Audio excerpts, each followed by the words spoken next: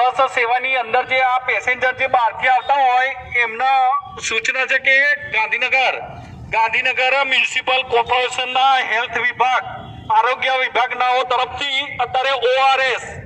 ગરમીની અંદર તમારું સ્ટેમિના જળવાઈ રહે તે માટે થઈ સ્વાસ્થ્ય માટે ORS નું વિતરણ ચાલતું હોય તમામ પેસેન્જર શ્રીનાઓએ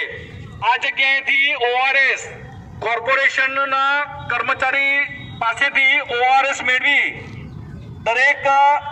વ્યક્તિએ આ ORS નો ઉપયોગ કરવો કે જેથી કરી આ ગરમીની અંદર તમારું સ્વાસ્થ્ય જળવાઈ રહે।